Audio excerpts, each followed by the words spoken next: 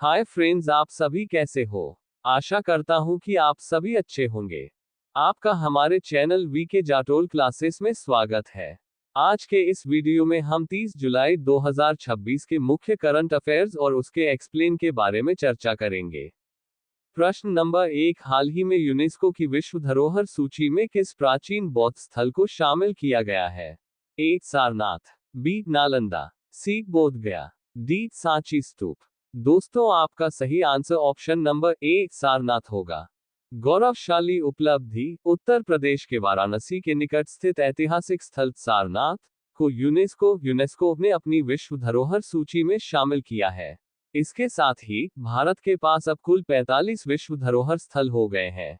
वैश्विक स्तर पर भारत की स्थिति, विश्व धरोहर स्थलों की संख्या के आधार पर भारत वैश्विक स्तर पर छठे स्थान पर तथा एशिया प्रशांत क्षेत्र में दूसरे स्थान पर है।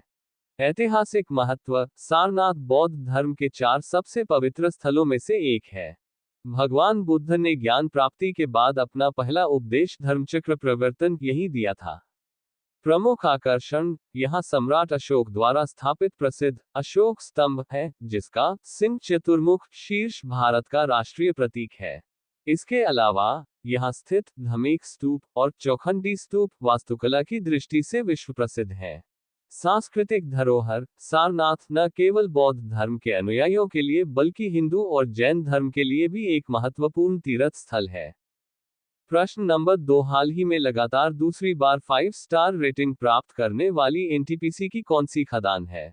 ए दुलंगा खदान, बी तलाइपली खदान, सी पकरी बरवाडी खदान, डी चट्टी बारियातू खदान। दोस्तों, आपका सही answer option number C Pakri Barwadi खदान होगा। बड़ी उपलब्धि, एनटीपीसी की पकरी बरवाडी कोयला खदान हजारीबाग, झारखंड को लगातार दूसरे वर्ष 5 स्टार रेटिंग मिली है। राष्ट्रीय रैंकिंग, ये खदान देश की सभी ओपन कास्ट कोयला खदानों में पहले स्थान पर रही है। सम्मान का आधार, कोयला मंत्रालय के अधीन कोयला नियंत्रक कार्यालय सीसीओ ने सुरक्षित खनन, पर्यावरण संरक्षण और आधुनिक तकनीक के उपयोग के लिए ये रेटिंग दी है। अन्य खदानें, एनटीपीसी की दुलंगा ओडिशा और तलाइपली छत्तीसगढ़ खदानों को भी 5 स्टार रेटिंग मिली है। महत्व, ये खदान देश की ऊर्जा जरूरतों को पूरा करने में महत्वपूर्ण भूमिका निभा रही है और इससे टिकाऊ खनन सस्टेनेबल माइनिंग का एक मॉडल माना जा रहा है। प्रमुख कार्य, खनन के साथ साथ यहाँ भूमि पुनर्वास, वृक्षारोपण, ग्रीन बेल्ट, जल संरक्षण और धूल नियंत्रण पर विशेष ध्यान दिया जा रहा है। प्रश्न नंबर 3, हाल ही में इलेक्ट्रिक नावों का पायलट प्रोजेक्ट किस नदी पर शुरू किया गया? ए गंगा नदी, बी यमुना नदी, सी नर्मदा नदी, डी गोदावरी नदी। दोस्तों, आपका सही answer option number A Ganga नदी होगा। वाराणसी में गंगा नदी के जल परिवहन को स्वच्छ और आधुनिक बनाने की दिशा में एक बड़ा कदम उठाया गया है।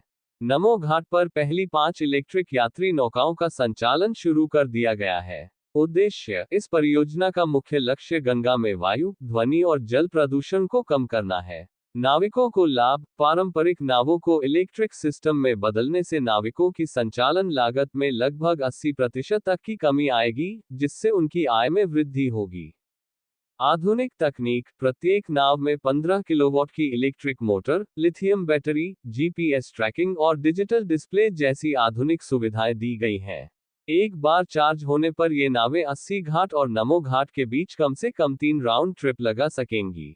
भविष्य की योजना, फिलहाल पहले चरण में 20 यात्री नौकाओं को इलेक्ट्रिक बनाने का कार्य जारी है।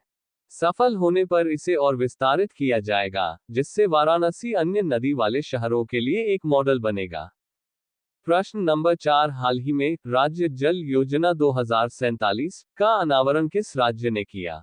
ए राजस्थान, बी गुजरात, सी मध्य प्रदेश, डी उत्तर प्रदेश। दोस्तों, आपका सही answer option number A Rajasthan होगा। राजस्थान सरकार ने राज्य की भविष्य की जल जरूरतों को पूरा करने के लिए राजस्थान राज्य जल योजना 2047 की शुरुआत की है। इसका मुख्य उद्देश्य एक ऐसा ढांचा तैयार करना है जो राज्य को दीर्घकालिक जल सुरक्षा दे सके। बड़ी परियोजनाएं, रामजल सेतु लिंक के जरिए 17 जिलों को पेयजल और 4.84 लाख हेक्टेयर भूमि को सिंचाई सुविधा मिलेगी। वहीं यमुना जल समझौते के तहत पाइपलाइन बिछाकर शेखावाटी क्षेत्र सीकर, झुंझुनू, चूरू तक पानी पहुंचाया जाएगा। शहरी व ग्रामीण विकास अमृत 2.0 के तहत शहरों में पेयजल ढांचे के लिए 5,100 करोड़ मंजूर किए गए हैं, जबकि जल जीवन मिशन से ग्रामीण परिवारों तक नल से जल पहुंचाया जा रहा है। भूजल और संरक्षण सरकार पारंपरिक जल स्रोतों, बावड़ियों आदि के पुनर्जीवन, चेक डैम निर्माण और भूजल रिचार्ज पर जोर दे रही है। इसके लिए मुख्यमंत्री सिंचाई टास्क फोर्स का गठन किया गया है। तकनीक का उपयोग किसानों को सिंचाई की सटीक जानकारी देने के लिए किसान साथी ऐप का उपयोग किया जा रहा है। प्रश्न नंबर 5, हाल ही में स्टारशिप फ्लाइट 13 परीक्षण मिशन का सफल प्रक्षेपण किस कंपनी ने किया? A. Blue Origin, B. SpaceX, C. ISRO, D. NASA. दोस्तों आपका सही answer option number B SpaceX होगा।